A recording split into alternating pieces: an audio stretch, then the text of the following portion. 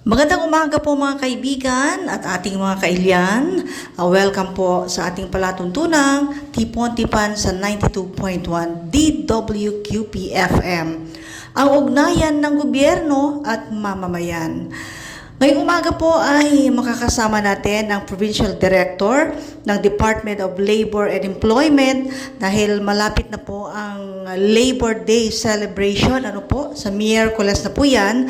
Kung kaya't inimbitahan po natin ang ating Provincial Director upang talakayin at ipagbigay alam po sa ating lahat ang mga programa at mga serbisyong handog ng gobyerno para sa ating mga mamamayan. At eto na po ang ating bisita. Magandang umaga po, Provincial Director Geraldine Labayani, at welcome po sa ating palatuntunang Tipon-Tipan sa 92.1. Isa pong mapagpalang umaga sa mga Quirinians, and of course kami po ay nagpapasalamat sa hanay po ng aming ahensya. Sa ngalan po ng aming Secretary Bienvenido Laguesma, and of course, our Regional Director, Director Jesus Pijo Atal Jr., buong puso kaming nagpapasalamat dahil nabigyan bumuli kami ng pagkakataon na aming ibahagi ang aming pinagkakabisihan sa mga nakaraang linggo, buwan, para sa selebrasyon ng 122nd araw ng mga manggagawa na meron pong tema sa Bagong Pilipinas, Manggagawa, Pilipino Kabalikat at Kasama sa Pag-asenso.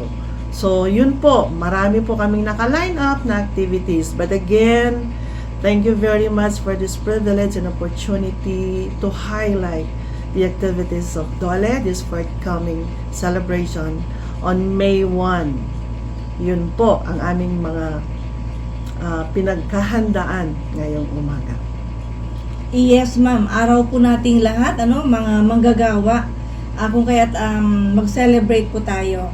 Tingnan natin mamaya kung ano yung mga highlights ng isasagawang Labor Day celebration at ano yung mga inaasahan ng mga job hunters natin. May ang tawag nito, may job fair ba? Saan po ito gaganapin? At sino-sino or anong mga companies ang invited para po mag-recruit ng kanilang mga tauhan dito sa Labor Day celebration. So meron po ba, ma'am?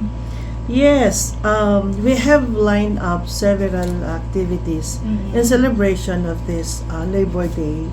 And marami po kami talaga, kaya medyo busy-busyhan na talaga sa opisina. Unang-una po yan, ma'am. Of course, we'll have a simple program to open the event. And ang pinaka-isa sa mga highlight is yung awarding muna ng ating mga checks. Bago dun sa job fair, uunahin natin yung mga exciting part. So, ma'am, if I may, meron po tayong awarding of checks under the DOL Livelihood Assistance Program. So, ito yung ibibigay nating cheque at i-award sa dalawang LGU muna. Kasi meron din po kaming mga i-award din, pero sa mga susunod pang mga panahon, maray natin. Sa June 12, meron tayo niyan. So, ngayon, meron kaming 2.5 million na ibibigay na cheque sa dalawang LGU. At ako nagpapasalamat po sa ating peso managers dahil kaakibat natin sila, kaparte natin sila sa mga pag-identify ng mga beneficiaries for this livelihood assistance. LGU po at ang peso manager ng Aglipay, LGU po ng Cabarugis, si Ma'am Hilda at saka si Doc Bert. So, lahat po ito tinabaho nila para umabot sa pagbibigay ng cheque sa May 1. At ang checking ito ay pondo para sa pagbili ng mga starter kits, pero ang mga priority nila po ay yung mga skilled na beneficiaries natin para mabigyan sila ng tuloy-tuloy na kabuhayan. Another one, ma'am, is we will also be awarding starter kits initially for 16 skilled beneficiaries. Sino yung mga beneficiaries na ito? ito yung mga na-identify na parents ng mga child laborers. Para ang purpose po nila ay yung mga magulang ay magkakaroon ng patuloy na kabuhayan para yung mga anak nila possibly ay maalis na sa mga trabaho na hindi na dapat nila ginagawa dahil kailangan pagiging estudyante ang kanilang haharapin. So, yun po yun ma'am ang aming livelihood assistance na ibibigay sa ating mga beneficiaries. And of course, we pray na kasama po yung ating mga mayors na tatanggap ng mga cheque. Ngayon ma'am, dun sa tanong mo kanina, punta na tayo sa more exciting part, trabaho ang ating mga kailangan, di po ba? So, next doon yung job fair. Kanina ma'am yung tanong mo, anong mga trabaho, ilang yung mga employers. Ako po ay aking pong ginagalak na i-announce na meron po tayong 7 confirmed employers na merong 112 job vacancies na dala-dala. So, sabi siguro ma'am, anong mga itong mga trabaho? Meron po tayong service crew kasi may Jollibee na tayo sa probinsya ng Quirino. Kailangan din ma'am sila ng service crew, 20 na service crew. Meron din pong isang company na nangangailangan ng bookkeeper. 5 na bookkeepers. Cashier na 5. Meron din tayong sales and account officers vacancy, 20 yun. And a physician on duty sa isang dialysis center. Okay? Nurses. So, accounting staff, branch manager, account officer, and so forth and so on. Meron din po sa isang cake shop attendant.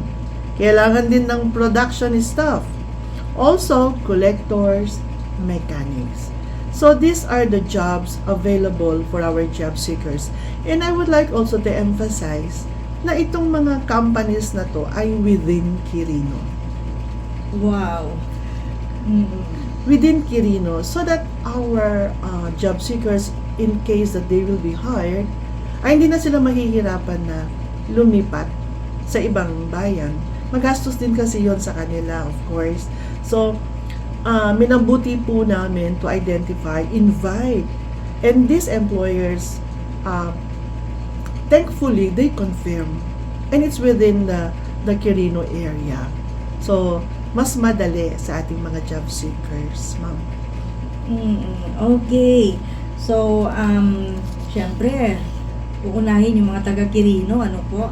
Nandyan pa rin yung Quirino for Quirinians. And pero hindi naman ito absolute, ano ma'am. Syempre, yung mga magpupunta na taga ibang lugar, may opportunity din po sila. Okay. So ayan, madami-daming mga trabahong naghihintay po sa inyo. Lalong-lalo na yung mga taga Mandela, no? Hindi na kayo kailangang bumiyahe ng Santiago City upang mag-apply. Nandiyan na po sa inyo yung Jollibee Mandela branch. Free na ano to. Anyway, mag-aano naman sila, ma'am. Kukuha naman sila ng mga empleyado from Quirino. So okay lang kay DJ Jumong yun. Basta nakakatulong sa ating mga kailian. Okay? So yung mga iba pang mga ahensya, taga Quirino din. Gusto ko yung cake attendant. Tama ba yun, ma'am? Cake attendant. Yes. Oo. Nagbabago na yung mga terminologies. Dati, anong tawag nito? Baker. Ngayon, cake attendant. Cake shop attendant. Cake shop attendant. Siguro magbabantay sa cake shop. Hindi naman siya yung magbe-bake. Okay, ayun po mga kaibigan. So, ano-ano po yung mga kailangan? Baka mamaya magtatanong po kayo sa ating page. Tanungin na natin ngayon kay ma'am, ano-ano ba yung mga dapat dalhin ng mga mag-a-apply kung sila ay pupunta doon sa gusto nilang pag-applyan? Andun na rin po kasi yung aming pinost sa aming FB At sinabi namin doon na please bring your updated resume or biodata. And there is also a link na kung saan mag-register sila para makita namin sino yung mga interested na job seekers so we can match. May matching na, pre-matching na tayong gagawin. So that pagdating na ng May 1, medyo ma-identify na natin at prayerfully we can have hired on the spots na job seekers. Ma'am, incidentally, may I also add na meron din tayo sa Santiago na job fair. Meron din other areas in Nueva Vizcaya. We also have in Ilagan and of course in Tugigaraw, Cagayan. So, iba't ibang lugar yan, ma'am, para mas marami, mas malapit sa mga residente sa Nueva Vizcaya, sa Santiago, at pero lalo na sa Quirino dahil we are within the employers are within Quirino. So yung kanilang accessibility, yung bilis ay mas makamtan ng ating mga job seekers kasi trabaho kailangan talaga natin ngayon. So we made it so accessible for them that we hope and pray that they would come. Punta na po sila, mag-apply, mag-register para magkita-kita po sa May 1. At ma'am, yung mga requirements nila, okay, isusunod ko na rin ito sa mga requirements ng ating government service caravan. Pagdugtungin ko na yan, ma'am, job seekers, tapos punta tayo sa mga government agencies na kung saan pwede nilang lapitan para makahingi din ng mga tulong. Like of course, the SSS, ma'am, the BIR, the Pag-ibig, the PSA, NLRC, and National Conciliation Mediation Board. Ito po yung makakatulong sa kanila sa mga samot-saring mga issues and concerns on work-related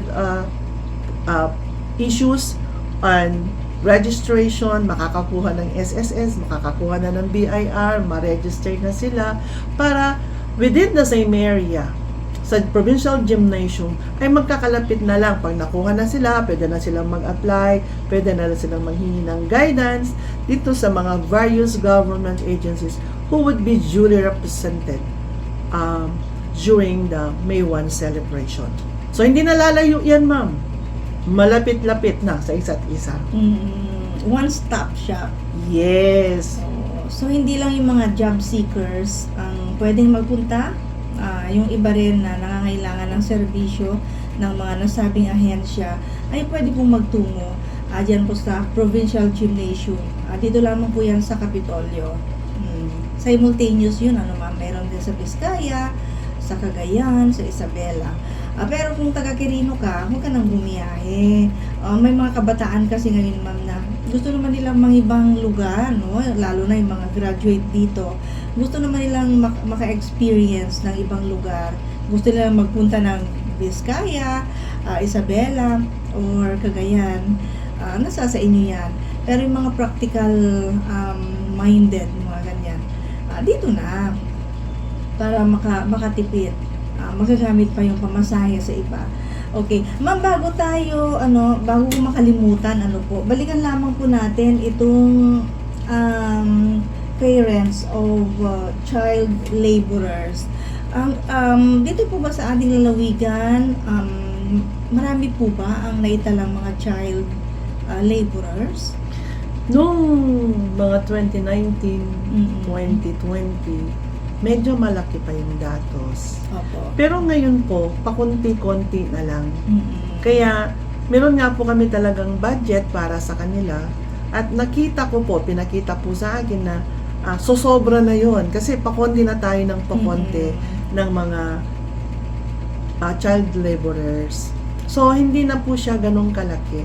At thankfully, dahil nakikita na ng ating government, nakikita na ng ating mga parents, how important it is na for these children to enjoy the opportunity to go to school. Oo, ma'am. Kaya, konti na lang po yan. Nung dati, malaki. Maliit na lang po. I cannot tell the exact figures, but nung nakita ko po, sabi ng aming opisina ay konti na lang po yan, ma'am. Kaya medyo malaki-laki pa yung ating bubunuin talaga para sa kanila dahil napakalaki po yung budget na binigay. So, ibig bang sabihin, yung mga identified noon, ay pwede pang may cater ngayon. Yung mga, syempre, maliban na lamang po kung nakatanggap na sila noon. Pero kung hindi pa, pwede pa ngayon. One of the intervention ng ating government is to refer them to other agencies. And we have referred them to DSWD, we have referred them to TESDA para sa mga training, lalo na yung mga withdrawn. Kasi kaya siya kumukonti, ma'am, kasi withdrawn na sila dahil of course one reason is they already reached the age of majority. Second is that they're really back in school. Talagang na-appreciate na nila na bumalik sa eskwelahan. But again, we cannot really avoid na yung malasakit nila sa magulang para tumulong, yun yung rason kung bakit nagtatrabaho sila. But ang isa sa mga magandang resulta ng monitoring ng aming opisina is that itong mga batang ito ay nagtatrabaho lamang pag Sabado or Linggo. Hindi naman talaga yung continuous except for 1 or 2, but generally itong mga batang ito na tinatawag na child laborers ay tumutulong lang, gusto lang tumulong sa magulang out of compassion, awa sa nanay or tatay, ay nagtatrabaho sila ng Sabado or Linggo. Pero hindi siya tuloy-tuloy, ma'am. May pakunti po. Oo. At yung nakapanayam ko noon, ma'am, sabi, nag-i-enjoy daw siya. Kasi yung skill niyang ginagamit, parang painter siya. At gustong-gusto niya talaga yung ginagawa niya. So, sabi ko, minor de edad pa lang siya nung nakapanayam ko. Sabi ko, pero may ano naman, may pagkakataon ka naman para parang umalis diyan kung gustuhin mo. Kasi kaya ka namang paaralin ng magulang mo. Baga, sabi niya, sayang din po yung kikitain. Yung mga ganon, sayang din po yung kikitain. Tsaka nag-e-enjoy siya sa kanyang ginagawa. So, wala tayong magawa doon. Ano po? Yes, ma'am. It's a personal choice, though. But we do not, from the side of DOLE, we do not encourage it. Kasi nga, nasa estado sila ng kanilang edad that kailangan nilang mag-aral. Kasi kung hindi sila mag-aaral, baka tuloy-tuloy silang ganun ang trabaho na kanilang ma-experience in the future. But we have to also encourage the parents na ang bata kasi regalo yan ng Diyos nang ibinigay ni Lord yan. Meron niyang provision. May provision yan. It's a gift of the womb. So, we encourage really the parents na yung mga ibinibigay namin na assistance, yung ibinibigay ng provincial government na assistance and the LGUs as well, ay ipatronize nila at gamitin nila para mas umayos yung buhay nila at yung anak nila babalik sa school. Kasi ang anak, pag nakikita niya kasi nahihirapan ng magulang, syempre tutulong yan. Lalo pag alam niyang may kakayanan. But for us parents, we really have to encourage them so that they would have a better future. Oo, ganun yung aming pananaw, ma'am. Pero tayo namang mga magulang, ma'am, kahit naghihirap na, as much as possible, ayaw nating ipakita, di po ba? Kahit wala na sanang babaunin bukas.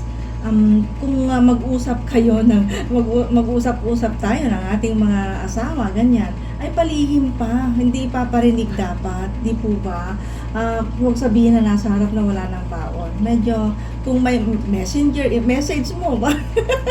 Parang hindi niya marinig yung bata, kasi kung naririnig niya na walang babaunin, yun po. Doon nagsisimula yung gusto niyang tumulong. Ayaw niya nakikita na nahihirapan yung kanyang mga magulang. Agree ako dyan, ma'am. But may I share also, and I've also shared this to all the peso managers. Aking pong pinagbubunyi ang mga peso managers ng masisipag, peso managers ng Quirino under the leadership of Sir Freki of Difun. Marami kasing scholarship programs from various agencies of the government or mga private institutions, mga corporate social responsibility nila.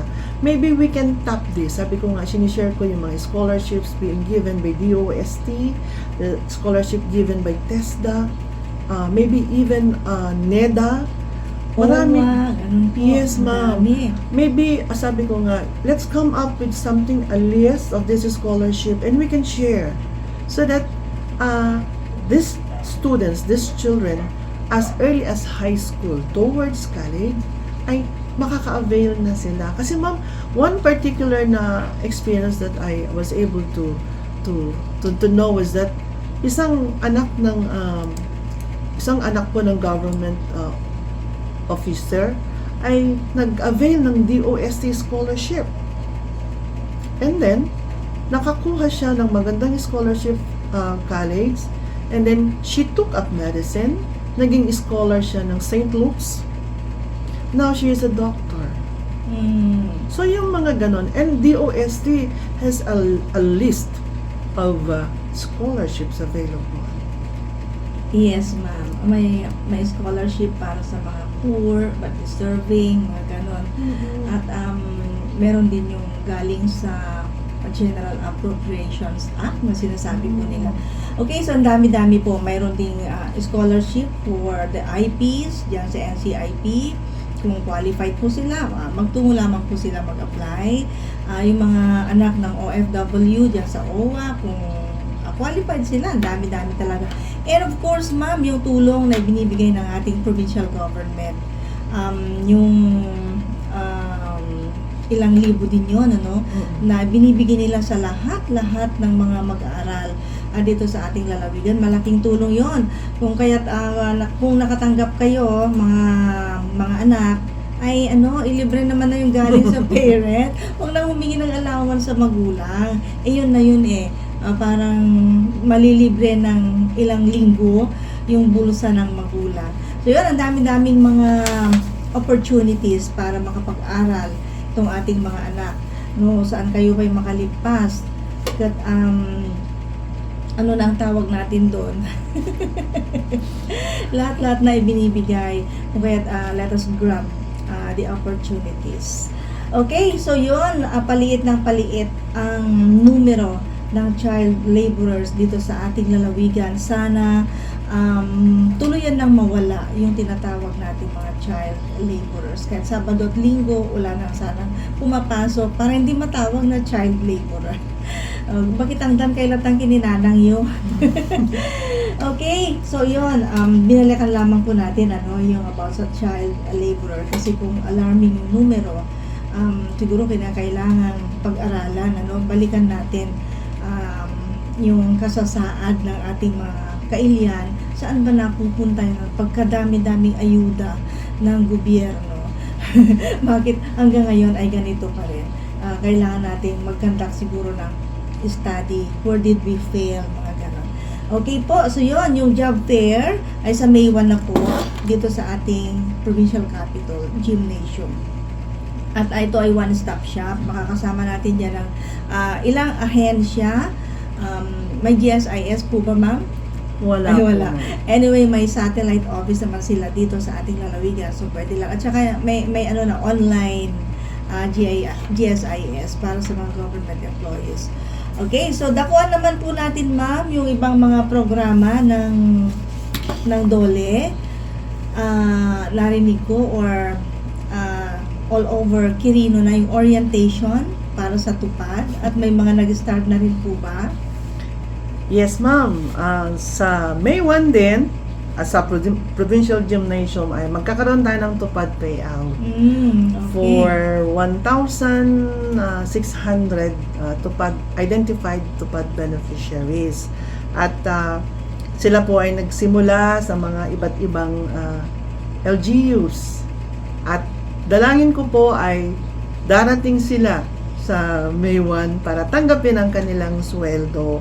On top of that is, we will be having a ceremonial awarding of check worth around 28 million para sa 5,000 plus profiled beneficiaries ng tupad.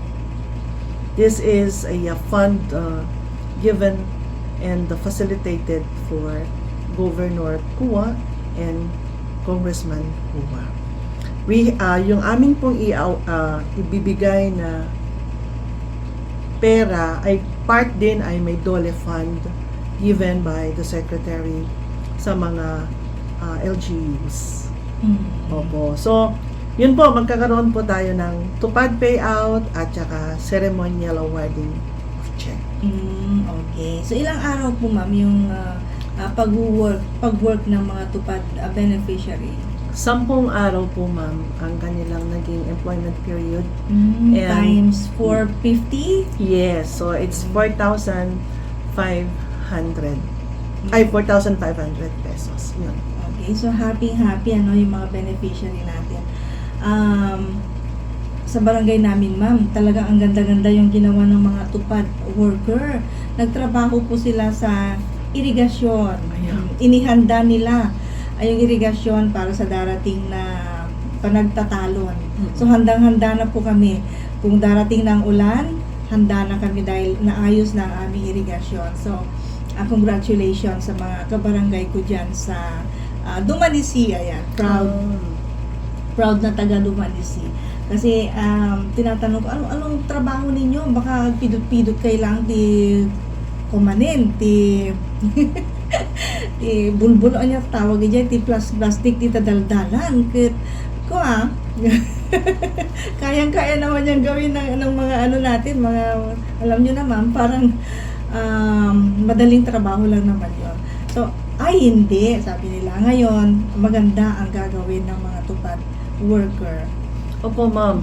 At ito ay request talaga na ma-priority yung ating mga irrigators, mga farmers na sila ay nakakaranas ng ganitong init ng panahon. Kasi ang hirap niyan sa kanila dahil napakainit ng panahon at we don't know if they're really producing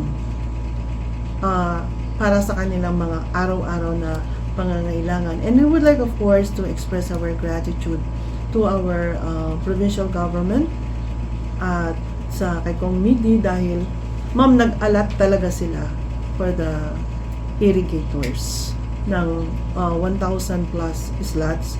And of course, galing din po sa DOLE na ang priority talaga din po ay farmers. So that there was a collaboration, a coordinated effort between the provincial government and the DOLE to prioritize our farmers and our irrigators. Kaya maraming salamat din po sa kay Governor Dax Kua and Congressman Midi and of course their team sa kanilang mga extra mile talaga ng pag-identify ng mga irrigators.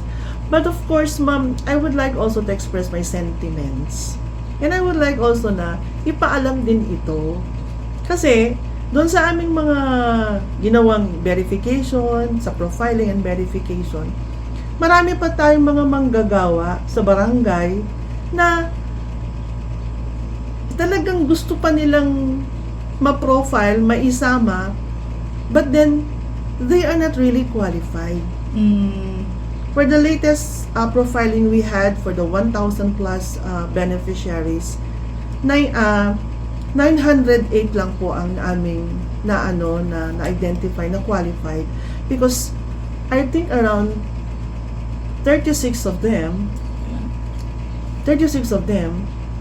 ay disqualified dahil kagawad sila, barangay health worker. So ako po'y nananawagan, I would like to take this opportunity na kung alam naman na po ninyo na kayo ay hindi qualified dahil nag-orient po ang DOLE at magagaling yung mga staff ko na nag-orient. At amin pong ini-emphasize na ito yung mga disqualified beneficiaries. At pagdating po ng aming validation, ay alam naman po nilang disqualified sila. Still, they pursue it. Ako po'y nananawagan na kung kayo po ay hindi qualified, kung na po kayo magpatuloy. Kasi ma'am, sayang yung pondo. Yes, ma'am. Oo. May naririnig din tayo na bakit naman di kami qualified? Konti lang naman yung natatanggap ng barangay secretary, barangay tanod, mga ganon. Pero nandun talaga sa guidelines, ano po. So, wala tayong ano doon. Hindi natin makontrol yon kasi nasa guidelines na pinalabas po ng DOLE. Oo, may mga ganun, tapos sa sakit yung loob. Alam na nga hindi qualified, magta-try pa. Opo, yun po yung pinapakiusap ko. Kasi sayang po, sayang yung effort nila na pumipila, na po-profile. Sayang din yung panahon. Ang init, di ba? Kawawa sila. So, yun po pakiusap ko at ako po yung nananawagan sa lahat po ng nakikinig na kung disqualified na po. Huwag na pong ipilit. Ma'am, idudugtong ko na. May sweldo, nagkaroon na ng payout ng tupad during the Labor Day celebration. Ma'am, yung kanilang tinanggap, pwede nang ipamili din dahil meron din tayong kadiwa ng Pangulo para sa manggagawa. Okay? So, andun na po yung aming mga associations na may mga kanya-kanyang produkto. So, it is a collaboration din, ma'am, ng DA, DTI, and DOLE. At sila po ay may mga confirmed associations, confirmed na mga retailers ng pagkain. We will also have nego cards on that area na pwede na silang bumili kasi may pera sila, may 4-5. Pwede yang ipamili ng bigas, gulay, at sari-sari pa pong mga produkto during the May 1 celebration. So magdugtog yan. Kapag baba nila, pagsweldo nila, punta na sila doon sa Kadiwa area na malapit lang naman doon, and then they can buy for their needs. Okay, basic necessities. Ang priority po ng Kadiwa store, ano naman. Okay, so yan. Nandun na lahat-lahat. Hindi na kailangang mamasahe para magpunta ng palengke. Mag-grocery, bibili ng mga gulay, ganun, then bigas, yan. Alam ko, marami pang mga bigas ngayon, kasi bagong ani. Pero may mga iba din kasi na binenta yung ani. Parang sinambot na ma'am din ang hinang presyo, tipagay.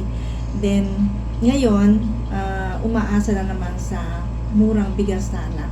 Pero andyan ang NFA, sana mag-o-offer din sila ng murang bigas sa kanilang, sa Kadiwa store dito sa ating Kapitolyo sa May 1. Okay, so punong-puno po ng activity sa May 1 dito sa Labor Day celebration sa Provincial Gymnasium. At sino po ang inaasahan nating bibisita po sa atin, ma'am? Sa ngayon, ma'am, ang aming mga bisita ay nanggaling sa regional office. Isa sa mga aming mga chief layos ay darating si Mr. Reginald Eschoko, ay sasamahan tayo, tutulungan. And of course, inaasahan po namin ang ating provincial governor, si Kong Nidi, and other participating agency representatives to help us and support us to make this program successful. So magkikita-kita tayo, magkikita kami ni Sir Reginald.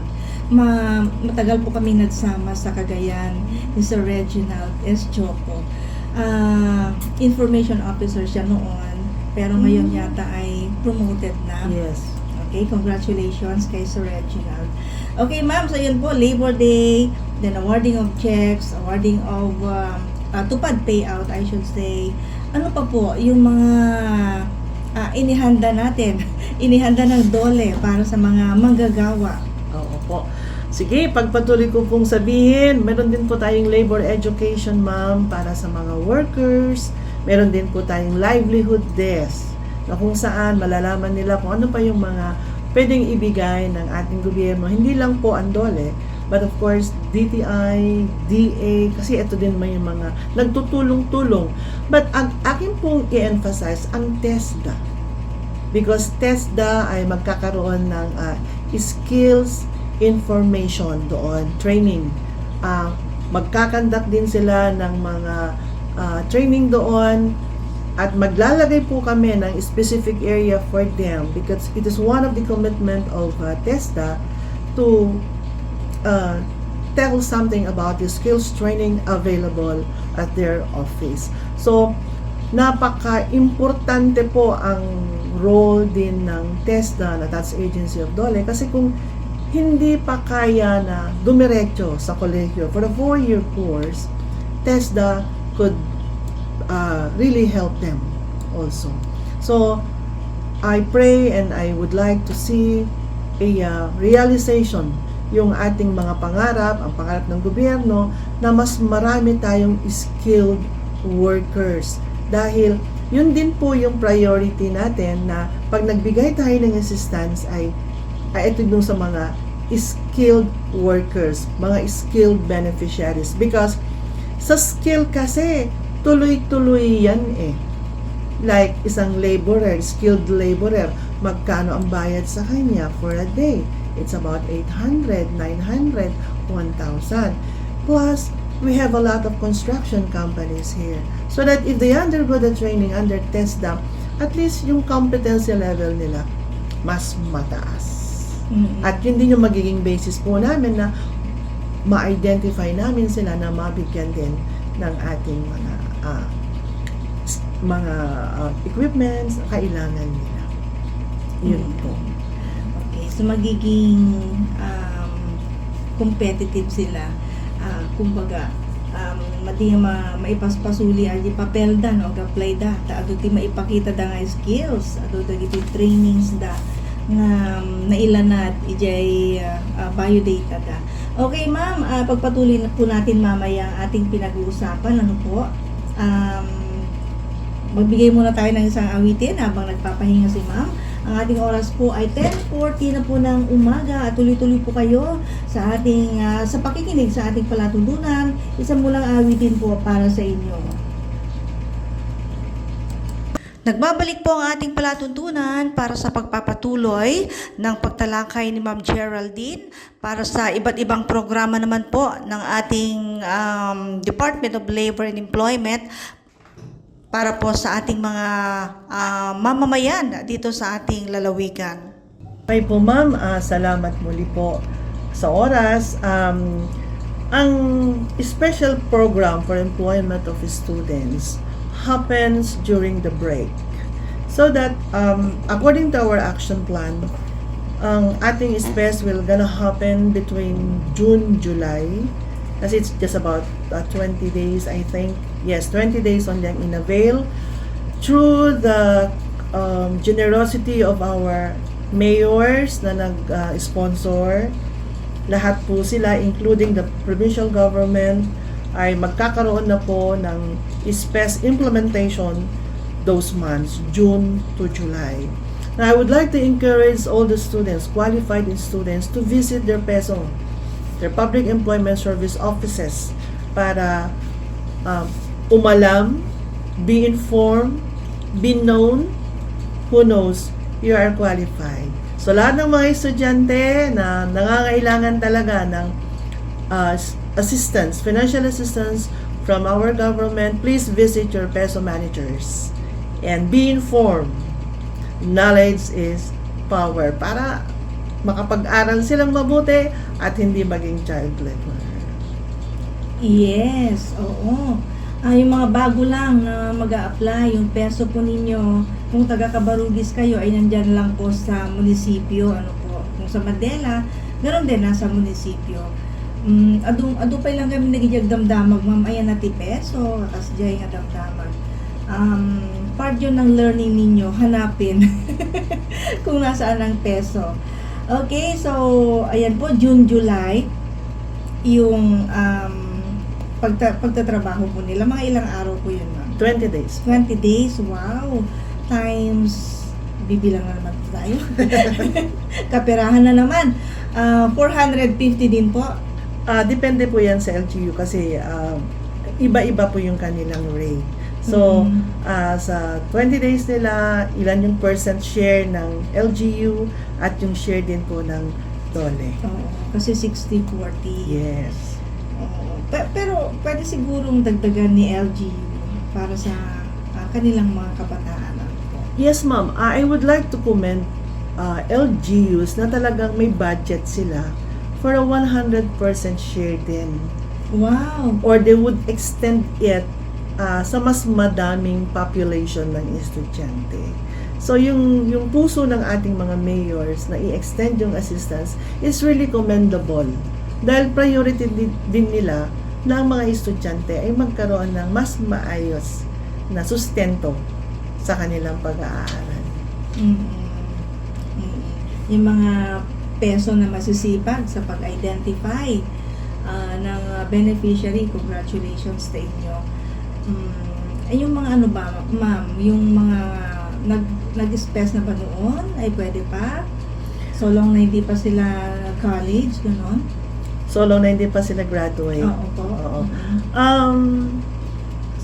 Ang encouragement ko po sa mga partner LGUs natin, lahat, at peso managers, is that we maintain about 10 to 20% na SPES beneficiaries in every year. Why? To serve as an incentive for them. That whoever those would get a high grade, maganda yung kanilang performance sa school, they would be retained until they would finish college. Maganda yun. Motivation para sa ating mga kabataan. Magsipag sa pag-aaral. No? I-maintain yung mataas na grado. Okay, so SPES. Mag-apply na po kayo, ano? Pagka may orientation ng SPES dyan sa inyong mga siguro ma'am, susuyurin yung mga barangays, yung mga peso managers para malaman kung sino yung mga qualified na magiging beneficiary. Yes. Yes, ma'am. Okay? So, sa mga susunod naman tayo mga topics, ano pa po ba yung mga latest na hindi pa natin nadidiscuss, mga programa po ng DOLE? Meron po kaming ongoing ngayon na tinatawag na TAV, Technical Assistance Visit. This is a program of DOLE wherein establishments with less than 10 employees ay naiimbitahan po para sa isang orientation on labor policies. So that makikita nila, malalaman nila ano yung kanilang responsibilidad bilang nagmamay-ari ng isang negosyo.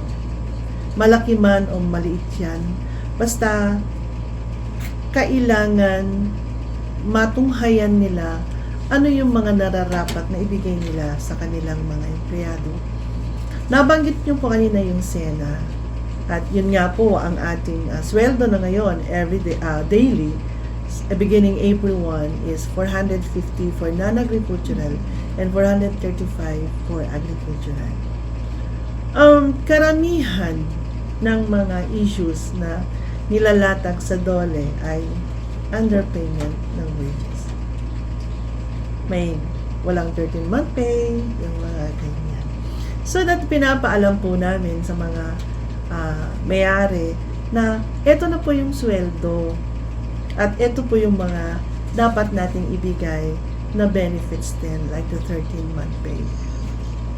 So, kami po ay nakatapos na ng aming orientation sa Difun at Mandela. So, in these two LGUs, we were able to orient 89 owners or representatives of this establishments. Ang forthcoming po namin is on May 7 for Cabarugis at saka Saguday. And then we'll have another on June until we were able to orient all the establishments. I pray silang lahat until July. Bakit po namin ini-emphasize ito?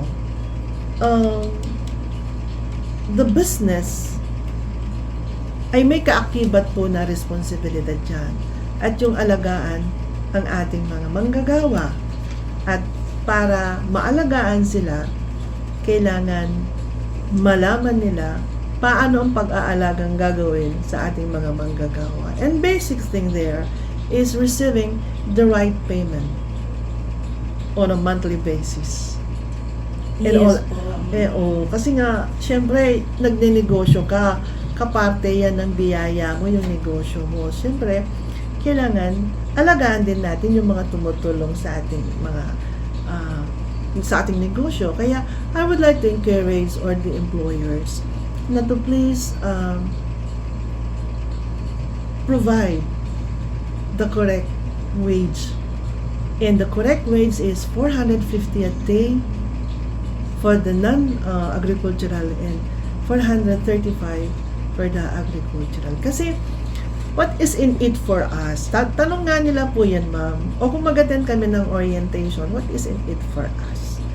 That is part of the responsibility and accountability ng isang nagmamayari ng negosyo. And who knows, kami po may pinag-aaralan kami ngayon, parte ng aming programa na baka mabigyan din sila ng assistance, lalo yung mga malaliit na negosyante na nahihirapan sila. Malay po natin, God's blessing, magbibigay din po kami ng assistance. We are just in the process of reviewing the policy. We're just in the process of knowing what are the parameters and the limitations so that ma-plansya namin and makakapag-identify din na kami kung ano sino yung mga bibigyan namin ng ating assistance din. Because it's in the program, it's in the policy, we may be able to realize that here in Quirino. Una yan, ma'am. Oo. Ayan. May naghihintay pala doon sa mga employer na talagang nagbibigay ng tama, no? Yung walang mga violations, mga gano'n. Siyempre, may mga nagsasabi na hindi kaya ng business ko na magbigay ng ganito. May mga exception po ba, ma'am? Mga gano'n? It's not really an exception po, but they can avail other programs. Yung tinatawag naming Bambi with the other provided by DTI.